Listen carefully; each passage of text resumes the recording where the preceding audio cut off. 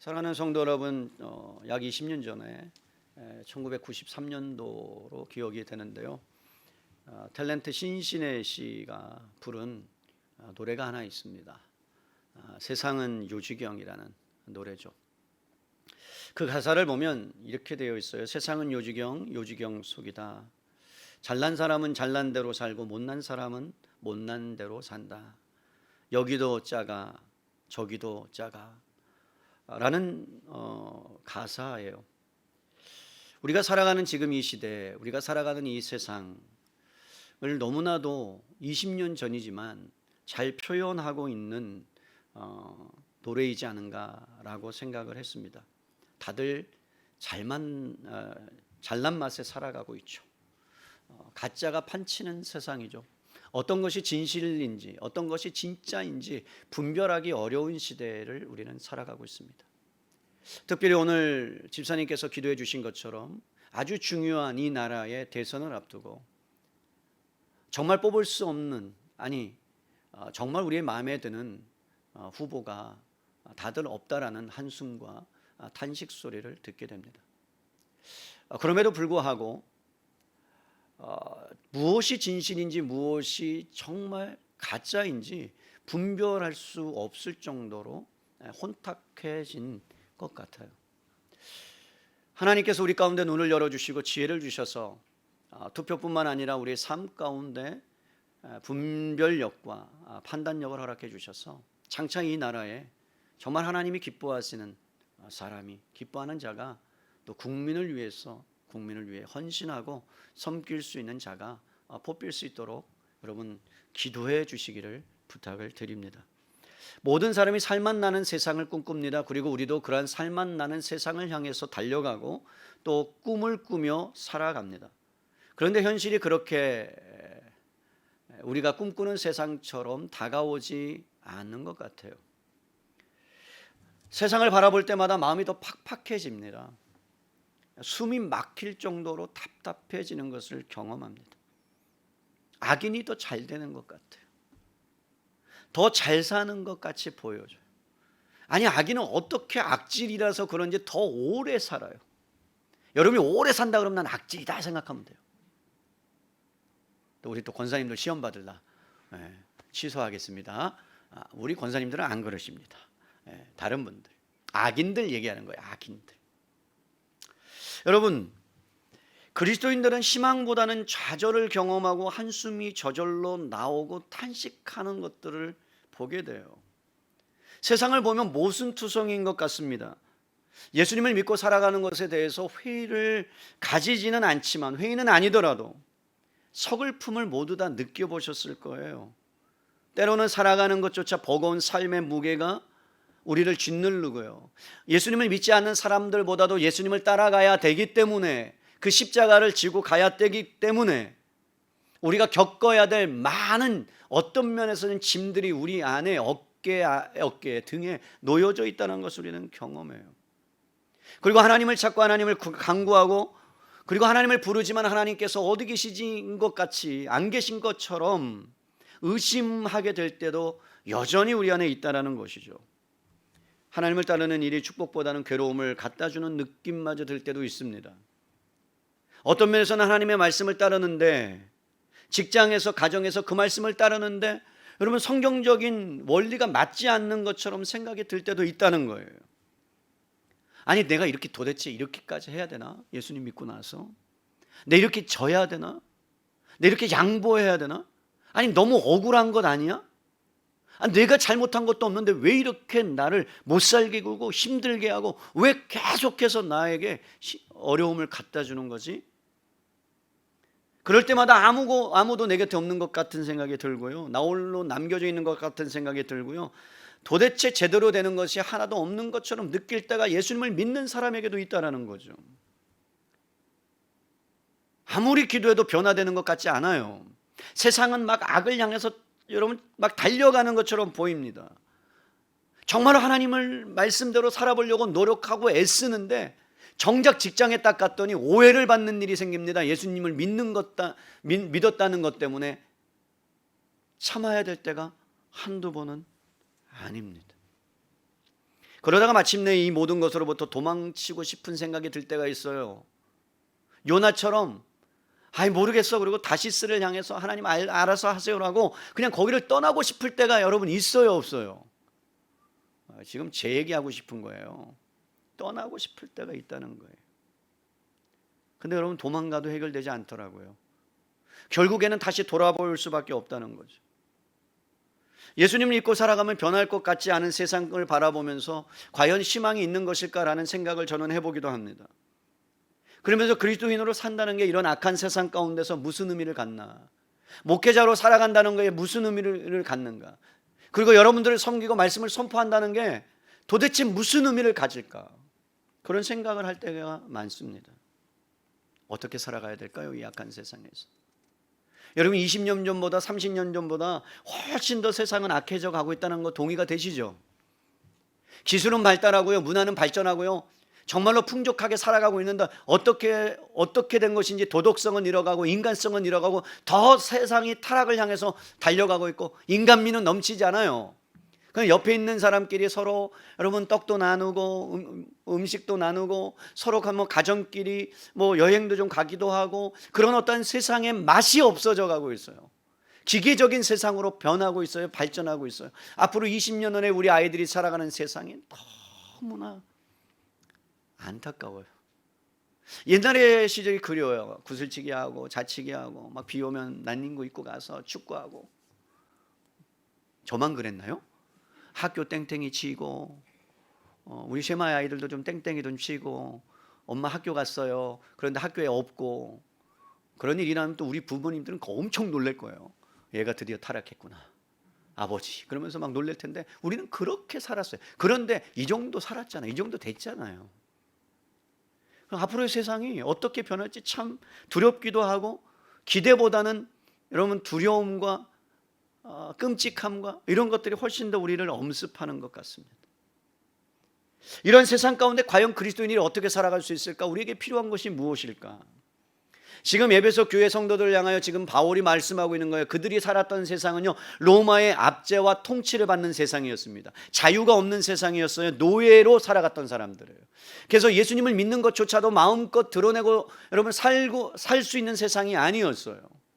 나 예수님 믿는다라고 말할 수 없는 세상 가운데서 그들은 숨을 죽이면서 살아갔지만 빛의 자녀로서 행하며 빛의 자녀답게 살아가며 때로는 내가 예수님을 믿는 것 때문에 많은 것들을 포기해야 되는 그런 상황 가운데서도 과감히 여러분 그런 것들을 버리면서 믿음으로 살아냈다는 거예요. 그렇게 살아갈 수 있었던 이유가 뭘까요? 바울은 여러분 에베소 성도들을 향하여 악한 세상 가운데 너희가 새 사람이 되었다면, 옛것을 버리고 새 사람이 되었다면 어떻게 살아가야 되는지에 대해서 세 가지를 오늘 말씀하고 있는데, 지난번에 배웠던 것을 한번 볼게요. 1절에서 2절에 그러므로 사랑하는 자녀같이 너희는 하나님을 본받는 자가 되고 그리스도께서 너희를 사랑하신 것 같이 너희도 사랑 가운데서 뭐하라? 행하라. 너희가 하나님 본받는 자 됐으면 사랑으로 행하면서 살아야 돼. 그런데 여러분 사랑으로 행하면서 사는 게 쉽습니까? 나는 남을 사랑하는데 여러분 그 사랑을 받아주지 않고 오해해서 때로는 그 사랑이 나는 그냥 나누고 그저 예수님 때문에 사랑하는데 배신하고 그리고 여러분 더 어려운 상황 가운데 처한 적이 한두 번이 아니잖아요. 그런데도 뭐라는 거예요? 사랑 가운데서 행하라는 거죠. 여러분 3절에서 14절에는 어떤 말씀을 하고 있습니까? 너희가 누구냐? 빛이다.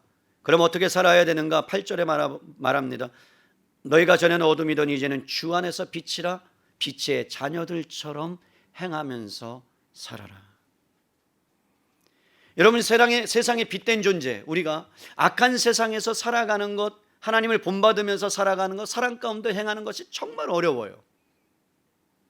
그래서 우리에게 바울이 말하는 거예요. 너희가 세상 가운데서 빛으로 살아가고 행해야 되는데, 자녀들처럼 살아가는데 거기에 절대적으로 필요한 것이 하나가 있다. 그게 오늘 본문에 뭐라고 말하고 있습니까? 절대적으로 필요한 것이 18절 말씀이에요.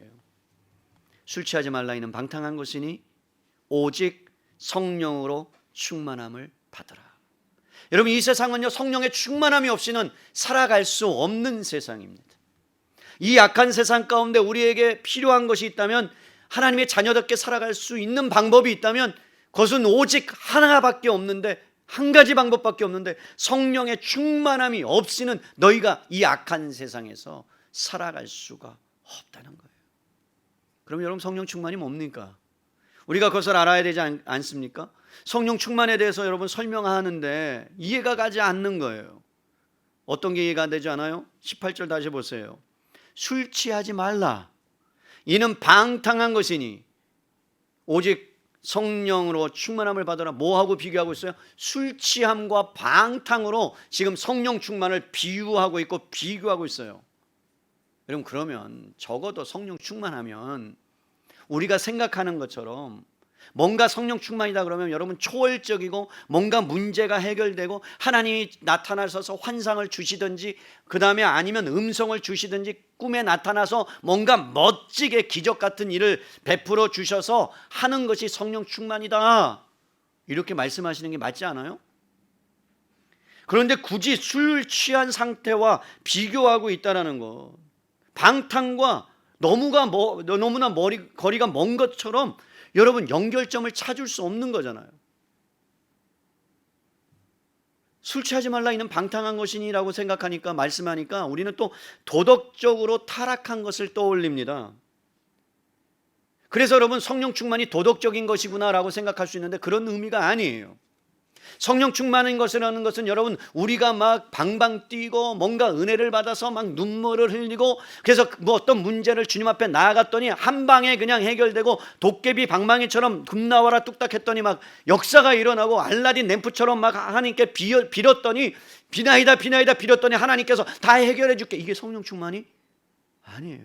근데 우리는 뭘 꿈꿔요? 성령 충만이라는 것을 통해서 뭔가 완전하게, 완벽하게, 완빵에 한 번에 해결되기를 원해요. 근데 성경은 한 번도 성령 충만이 그것이라고 말한 적이 없습니다.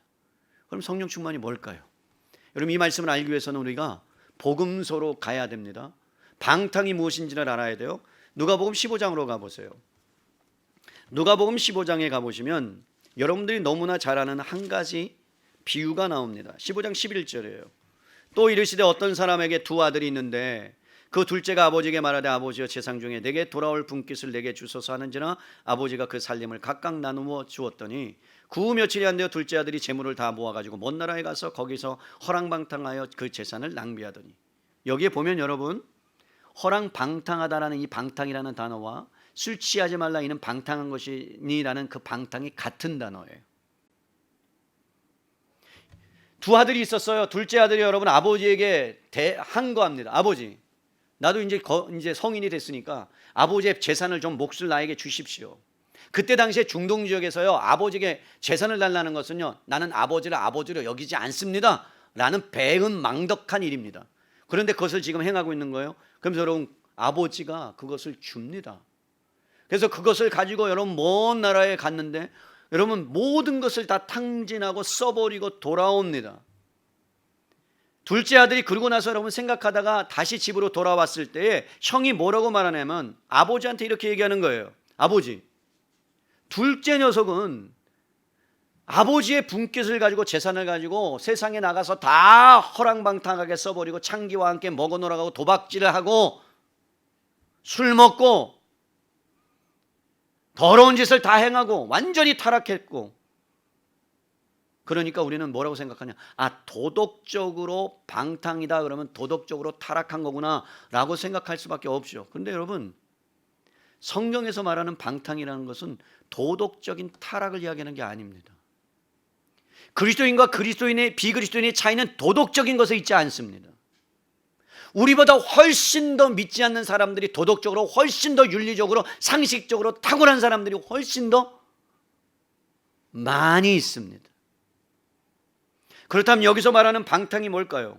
둘째 아들이 방탕했다라는 이야기는, 성경에서 말하고 있는 방탕은 도덕적인 의미가 아니라 기억하세요, 시간을 낭비하고 허비한 것인데 무엇을 낭비하는 것이냐, 아버지 밑에서 누리고 배울 수 있는 모든 기회들과 시간들을 날려버린 거예요. 하나님 품에서 누릴 수 있었던 그 은혜, 하나님 품에서 누릴 수 있었던 그 긍휼, 하나님 품에서 누릴 수 있었던 그 행복을 다 뭐라고요?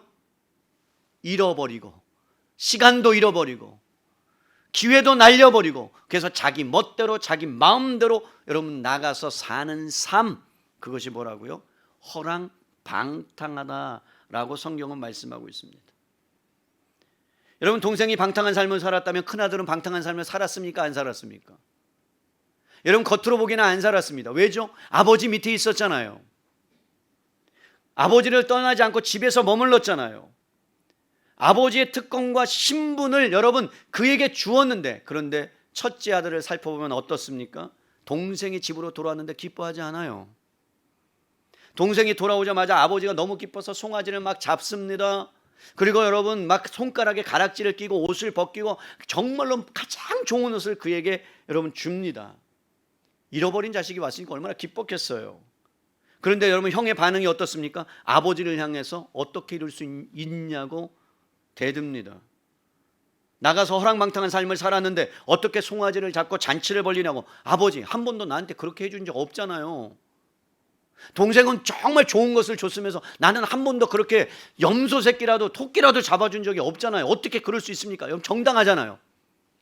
그런데 놀라운 것은 뭐예요? 성경이 첫째 아들도 방탕했다라고 이야기해요. 첫째 아들도 돌아온 탕자가 돼야 된다고 이야기해요. 여러분, 아버지가 이렇게 얘기하죠. 아들아, 첫째 아들아, 내가 갖고 있는 거 다 네 거잖아. 네 거잖아. 그 얘기는 뭐예요? 너는 왜 너의 신분과 너의 위치와 아들의 특권을 다 잃어버리면서 나하고 함께 있으면서 누릴 수 있는 기회와 시간들을 다 잃어버렸니? 둘째 아들은 나가서 잃어버린 거고 첫째 아들은 안에 있으면서 잃어버렸다란 말이에요. 그러니까 첫째 아들은 여러분 누릴 수 있는 것을 못 누리고 종노릇하면서 살았다는 거예요. 아버지 마음껏 쓸 수 있는데, 아버지 것을 누릴 수 있는데 종처럼 그러면서 사는 인생, 그 인생이 뭐라고요? 허랑방탕한 삶을 살았다, 성령 충만한 삶을 살지 못했다라고 이야기를 하죠. 그러면 여러분, 술 취하지 말라 이는 방탕한 것이니 오직 성령의 충만함을 받으라는 이 말씀은 결국 뭐에 대한 말씀이냐? 오늘 본문으로 돌아오면 여러분 성경의 15절부터 17절의 말씀과 깊이 연관되어 있다는 거예요. 그런즉 너희가 어떻게 행할지를 자세히 주의하여 지혜 없는 자 같이 하지 말고 오직 지혜 있는 자 같이 하여. 결국 성령 충만한 자는 지혜 있는 자입니다. 여러분 기억하세요. 성령 충만은 금 나와라 뚝딱, 은 나와라 뚝딱, 뭔가 내 문제가 해결되는 것이 아니고요, 그 문제 가운데서 지혜를 가지고 어떻게 행할지를 여러분 결정하고 분별하고 판단하는 것이 성령 충만한 사람이에요. 그런즉 알라는 거죠. 어떻게 해야 되는지 생각하라는 거죠. 여러분, 예수님을 믿는 사람들이 가장 못하는 것이 뭐냐면 생각하지 않는다는 겁니다. 말씀을 봐도 생각하지 아니하고 찬양을 불러도 생각하지 아니하고 생각을 하면서 이것이 과연 정말 하나님이 기뻐하시는가를 자세히 살펴봐서 지혜 있는 자같이 해야 되는데, 그것이 여러분 방탕하지 않는 삶이라고 하는 거예요. 뭔가 내가 도덕적으로 타락하지 않는 게 방탕이 아니고요, 내가 지혜를 가지고 분별하지 않을 때 방탕하는 것이고 성령 충만하지 않은 것이라고 성경은 말씀하고 있는 거예요. 그렇다면 여러분, 성령 충만은 생각하는 것과 관계가 있어요. 어떤 상황이 비그리스도인이든 그리스도인이든 동일하게 상황에 처해 있다면, 어려움을 만나게 된다면 그때 그리스도인들은 무엇을 구해야 되느냐? 성령 충만함을 구해야 되는데 우리는 보통 뭘 구해요? 성령 충만함을 통해서 그 문제가 해결되기를 구하셔야 돼요. 그런데 중요한 것은 뭐냐? 그것보다도 더 중요한 것은 하나님이 웬만하면 잘 해결해 주지 않는다는 거 아세요? 성경을 보면 잘 해결해 주지 않으세요. 믿음이 연약하면 해결해 줘요. 왜? 못하니까. 아브라함 같은 경우도 여러분 잘 보세요. 아브라함 같은 경우도 자기 누이를 팔아먹었을 때 상식적으로 하나님이 나타나서 누구를 혼내야 돼요? 아브라함 혼내야 돼요? 아니면 그를 팔아먹었을 때 그 부인이 왕 바로에게 가서 여러분 아내로 취할 때 바로를 혼내야 돼요? 아브라함을 혼내야 돼요? 상식적으로 아브라함이잖아요. 아브라함은 깜냥이 안 되는 거예요. 그래서 누구를 혼내요? 바로를 혼내므로 아브라함이 그것을 깨닫게 하고 지혜를 갖도록 만드는 거예요. 아직은 그가 잘하지 않았기 때문에. 사랑하는 성도 여러분, 성령 충만이라는 것은 어떤 문제가 해결되는, 우리는 하나님께 구하면 그 문제를 하나님께서 단번에 해결시켜 주는 것이 아니라 그 문제 가운데서 뭘 하게 만들어요? 생각하게 만들어요. 아브라함 생각했을 거예요. 아니, 하나님이 나를 혼내야 되는데, 아니 왜 쟤를 혼내? 아니 왜 바로 왕을 혼내? 이상하잖아요. 그러면서 뭐 하는 거예요? 생각하는 거예요. 고민하는 거예요. 그게 뭐라고요? 성령 충만한 삶이라고요. 여러분, 삶을 살아가면서 성령 충만은 우리가 흔히들 이유가 없고 갑작스럽고 돌발적인 하나님의 은총이다 생각하기 때문에 성령 충만만 받으면 막 그 문제를 뛰어넘을 수 있을 것 같고 막 해결받을 수 있을 것 같고 막 벌쩍벌쩍 뛰는 게 성령 충만이라고 생각하는데 오해입니다. 여러분들이 말씀을 듣고 막 눈물을 흘리고 감정에 막 복받쳐서 막 하나님 죽을 것, 하나님을 향해서 죽겠습니다 라고 생각하고 막 하나님 내 모든 것을 드리겠습니다 라고 딱 생각했을 때 여러분, 성령 충만한 사람의 반응은 뭐여야 되는 줄 아세요? 전 재산을 갖다 파는 게 아니에요. 아시겠어요? 만약에 여러분들이 막 은혜 받고 오늘 성경에 은혜 받고 막 목사님한테 와서 막 집문서 땅문서 다 갖고 오면 제가 받을 거예요. 그리고 돌려줄 거예요. 왜? 그건 성령 충만한 게 아니에요. 생각해야죠. 고민해야죠. 왜 내가 드려야 되는지, 이것으로 인해서 정말 하나님이 기뻐하시는지 그것을 생각해야 되는 거예요. 감정에 복받쳐서 딱 내드려놓고 뒤에 가서 후회하는 게 한두 번이에요? 또 여기서 갖다 드리고 싶은데 또 오늘 은혜 받아갖고 안 갖고 오시는 분들이 있을지 모르겠지만, 여러분, 성령 충만은 농부가 씨를 뿌렸습니다. 그래서 씨를 뿌렸는데 다음날 가서 그게 나무가 맺히고 막 열매가 맺히는 그러한 것이 성령 충만이 아니고요. 여러분, 농부가 씨를 뿌렸다면 어떻게 하는 거예요? 바람이 불 수도 있어요. 비가 올 수도 있어요. 그럼 잡초 뽑아야 되고요. 벌레가 생기면 농약을 쳐야 되고요. 벌레를 잡아야 되고요. 비도 맞아야 되고 햇빛도 맞아야 되고요. 그러면서 점점 그 풍파를 다 거치면서 멋지게 열매를 맺는 것이 성령 충만이에요. 근데 우리는 예수님을 믿고 나서 뭔가 한 번에 어떠한 일들로 인해서 하나님의 개입하심으로 그것이 해결되기를 원하는 것이 성령 충만이라고 생각하죠. 그러니까 여러분, 우리가 어떤 집회를 가거나 가서 은혜를 받으면 너무나 감동을 받아서 막 이렇게 막 업그레이드 되고 얼굴에 막 너무 뜨거움이 있어서 가는데, 여러분, 성령 충만한 사람은 어떻게 되냐? 집에 돌아갈 때 버스를 딱 타면 양보해야 되죠. 근데 누가 먼저 앉았어. 미리 막 이렇게 둘이 가다가 이렇게 부딪혔다가 빨리 가서 앉으려고 앉았는데 내 엉덩이가 조금 밀렸어. 그럼 여러분, 그때 어떻게 반응해야 정상이에요? 성령 충만한 사람은 앉으시라고 양보해야죠. 근데 뭐 하는 거예요? 화를 내는 거죠. 내가 맡았는데 당신이 엉덩이가 커가지고 내가 그런다고. 그럼 화를 내. 그리고 또 뭐 어떤 일이 일어나요? 그리고 막 은혜 받은 걸 막 너무 감춰가지고 막 성경책 이만큼 싸갖고 각 자리에다 막 놔타. 교회에 다른 사람 타지 못하. 그게 성령 충만함 받은 사람이 자세가 아니란 말입니다.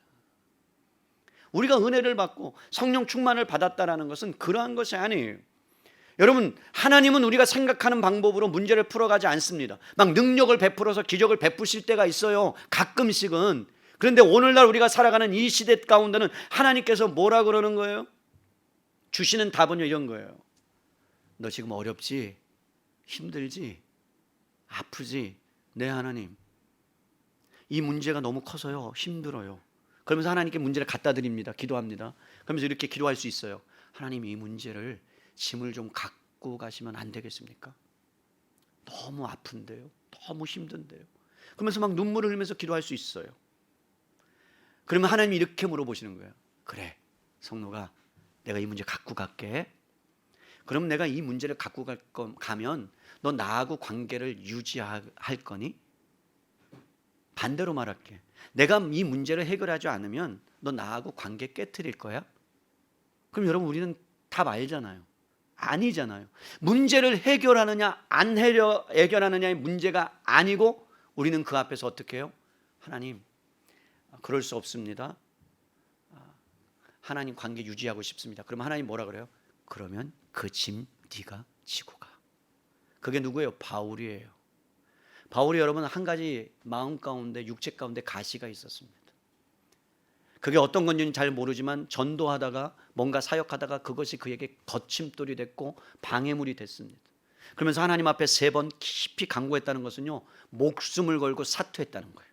그러면서 하나님께 뭐라고 간구했겠어요? 하나님, 복음을 위해 방해가 됩니다.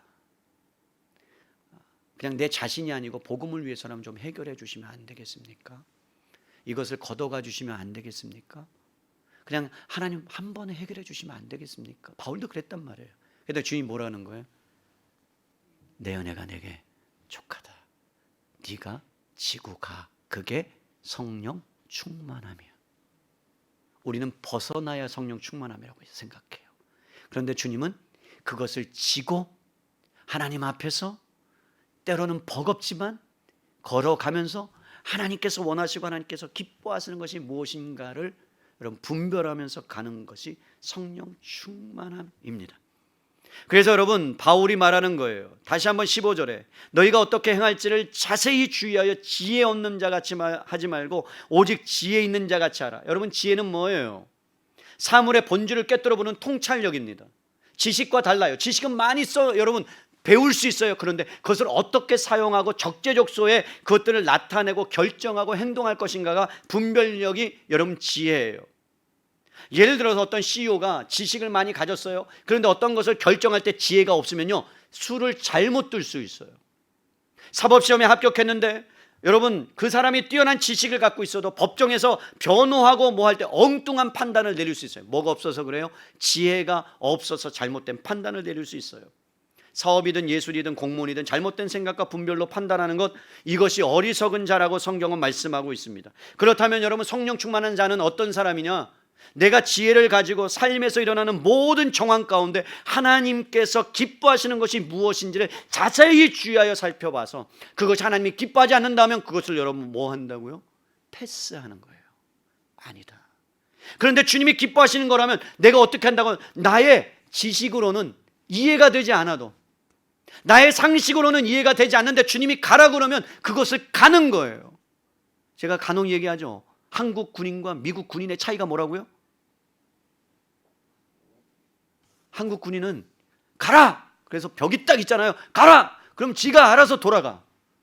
벽을 만나는데 미국 군인은 가라! 그러잖아요. 생각하는 거예요. 왜 가라 그랬는지. 훈련이구나. 그러면요 벽을 뚫고라도 가는 거예요. 그게 달라요. 성령 충만한 사람은 내 생각에 지배받거나 내 감정에 지배받지 않아요. 그래서 예배를 드릴 때도 여러분 찬양 가운데 막 은혜를 받아보면 눈물을 흘려요.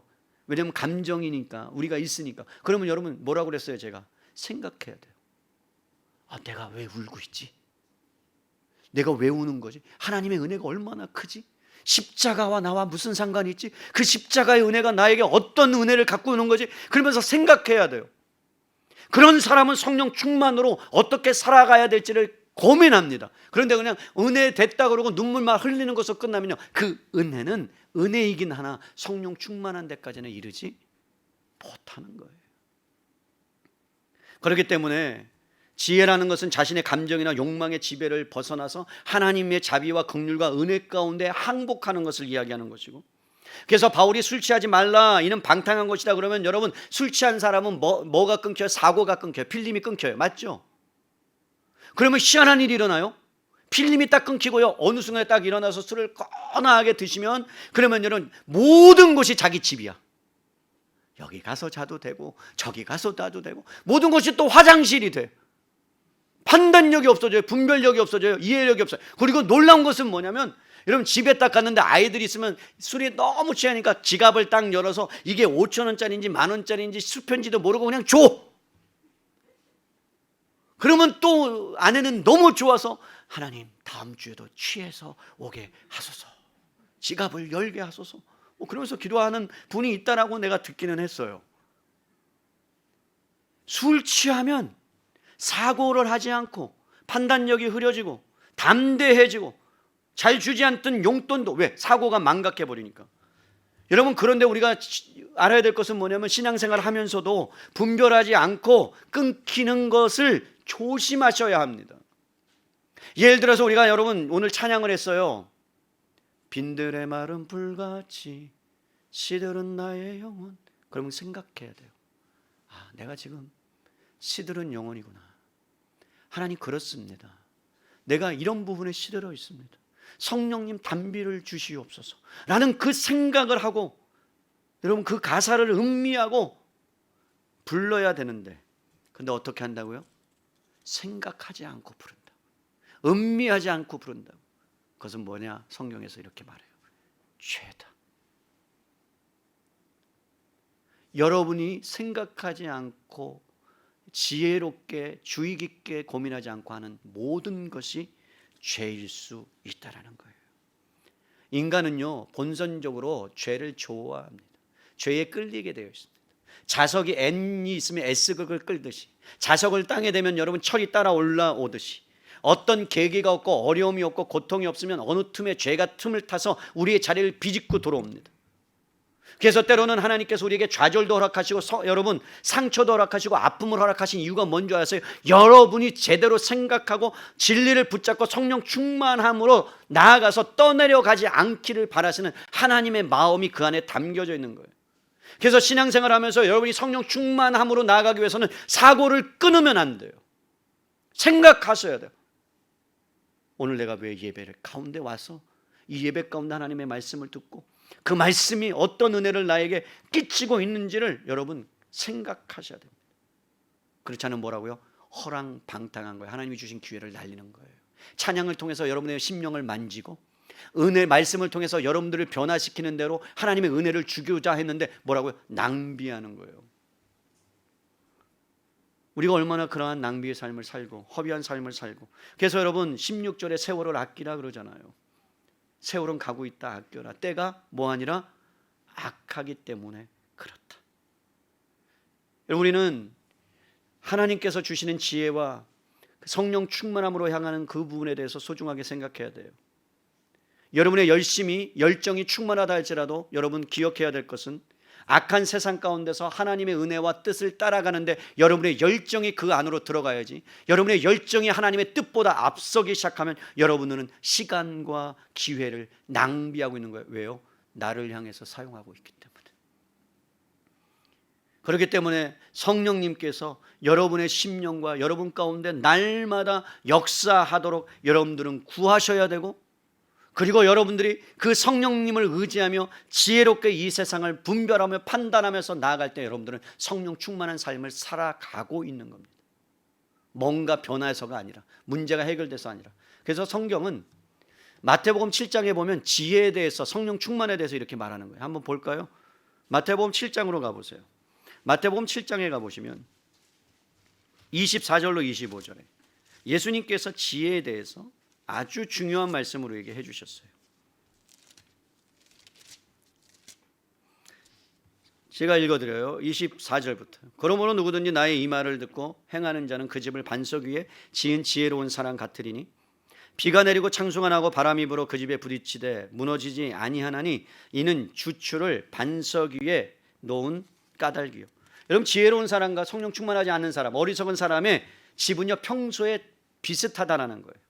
어떨 때는 저 사람이나 이 사람이나 똑같이 보여요. 그리스도인이나 비그리스도인이나 비슷하게 보여요. 성령 충만하지 않은 것 같이 보이기도 하고, 저 사람이 성령 충만한가 잘 모를 때도 있어요. 차이가 안 나요, 도덕적으로 보면. 그런데 여러분, 어떨 때 그 사람이 지혜롭고 성령 충만한 사람인가를 아느냐? 여러분, 풍파가 오고 태풍이 오고 창수가 오면 그때 드러나요. 25절 보세요. 비가 내리고 창수가 나고 바람이 불어 그 집에 부딪히되 무너지지 아니하나니 이는 주추를 반석 위에 세운 까닭이요. 그리고 나서 27절에 보세요. 비가 내리고 창수가 나고 바람이 불어 그 집에 부딪히되 무너져 그 무너짐이 심하니라. 그러니까 여러분, 반드시 성령 충만한 사람과 충만하지 않은 사람이 드러날 때가 오는데, 마지막 날에 그것이 드러날 것 같은데, 그런데 성경을 좀 더 보면 집이 무너지는지 무너지지 않는지는요 나중에 결정되는 것이 아니고, 언제 결정돼? 24절 다시 보세요. 그러므로 누구든지 나의 이 말을 듣고 행하는 자는 그 집을 반석 위에 지은 지혜로운 사람 같으리니, 26절이요. 나의 이 말을 듣고 행하지 않은 자는 그 집을 모래 위에 지은 어리석은 사람과 같으니, 여기서는 행한다 행하지 않는다가 중요한 포커스가 아니고요, 이 말을 듣고, 이 말을 듣고 자세하게 주의해서 생각하고 말씀을 들었다면 생각하고 그 생각한 대로 살아가는 것, 그 사람이 뭐라고요? 반석 위에 집을 지은 사람이고, 그런데 생각하지 아니하고 집을 짓는다는 것은 뭐라고요? 어리석은 사람, 성령 충만하지 않은 사람. 언제 결정된다고요? 처음부터 결정된다고요. 사랑하는 성도 여러분, 그렇다면 성령 충만은 이미 우리가 예수님을 믿는 순간부터 시작된 것이에요. 그리고 그 시작된 순간부터 우리는 하늘의 지혜를 가지고 이 땅을 살아가야 될 존재로 하나님이 부르셨어요. 그래서 빌립보서에 보면 위의 것을 생각하고 땅의 것을 생각하지 말아라. 여전히 우리는 뭐예요? 이 세상 가운데 아픔과 힘듦 가운데, 여러분 어려움 가운데 살아가는 사람들입니다. 그런데 진짜 성령 충만한 사람이라면 뭐 한다고요? 말씀을 따라 분별하는 거예요. 말씀을 따라서 판별하는 거예요. 그러면서 몸부림치는 거예요. 그게 성령 충만이에요. 예수님 믿는 사람이 훨씬 더 갈등이 있어요. 고민돼요. 그죠? 예수님 믿는 사람은 그런 갈등이 없어요. 이걸 사야 되나 말아야 되나, 이 물건을 사야 되나 말아야 되나, 야 이것을 사면 어떻게 하나, 남들이 보고 시험 들 수도 있겠구나, 이 물건을 사지 말아야지. 그런 판단을 하는 거죠. 분별을 하는 거죠. 제가 이런 얘기를 했어요. 양육반에서. 다음 주에 제가 노란색 람보기르니, 아니 기르기? 몽기? 아니 난 내가 이름을 몰라요. 여러분 아세요? 그 람보 뭐 어쩌고? 람보르기니, 죄송해요. 람보가 뭘 기르다 그런 거 알았어요. 그 스포츠카가 한 10억 정도 돼요. 제가 다음 주에 타고 온다고 칩시다. 그럼 여러분 어때요? 와, 우리 목사님 할렐루야, 멋지다. 여러분 성령 충만한 사람이라면 할 수 있겠어요, 없겠어요? 분별해야 돼요, 안 분별해야 돼요? 내가 그런 능력이 있어도 그 능력을 사용하지 아니하고 성도들 생각하고 교회를 생각한다면 하지 말아야 될 것들, 그것이 뭐라고요? 성령 충만한 사람이에요. 우리 장로님이 저에게 진짜 사업이 잘 되셔서 다음 주에 아우디를 뽑아주셔서 저한테 어떻게 해야 돼요? 팔아서 교회 헌금해야죠. 죄송합니다 장로님, 난 그래요. 그런데 여러분 그렇게 했을 때 제가 그것을 탈 수 있겠어요? 못 타요. 왜? 성령 충만한 사람이라면 분별해야 되잖아요. 우리 교회에 아픔이 있고 힘듦이 있고 정말로 하루하루를 그렇게 살아가는 사람이 있다면 그것을 분별해야죠. 판별해야죠. 그래서 성경이 우리에게 이렇게 해요. 너가 성령 충만한지 안 한지 어떻게 할 수 있는 줄 아느냐? 여러분 어떻게 할 수 있을까요? 여러분이 성령 충만한지 안 한지 갈라디아서 5장에 이렇게 얘기합니다. 이걸로 분별하세요. 갈라디아서 5장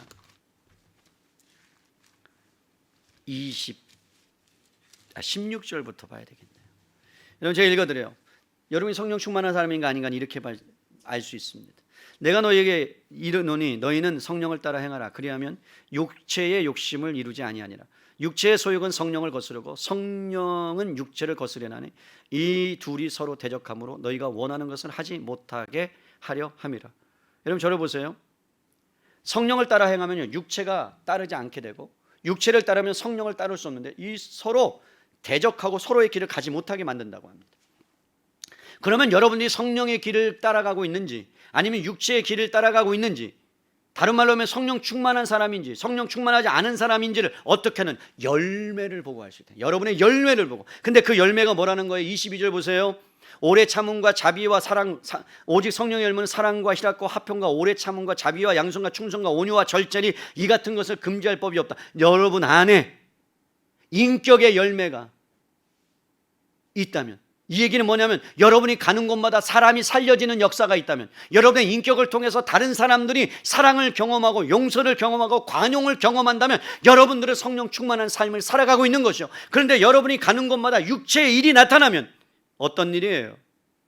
19절에 음행과 더러운 것과 우상숭배와 주술과 원수 맺는 것과 분쟁과 시기와 분냄과 당짓는 것과 분열함과 투기와 술 취함과 방탕함. 그러니까 가는 곳마다 여러분 어떤 일이에요? 나의 인격으로 남이 짓밟혀지고 남의 인격으로 남을 세우는 게 아니라 해하게 되고 정죄하고 폭력을 행한다면 여러분들은 뭐하는? 성령 충만한 삶을 살지 않는 거다. 인격과 관계되어 있어요. 성령 충만은 뭔가 감정적인 폭발이 아니고 능력이 아니고 인격이 성숙해져 가고 있느냐.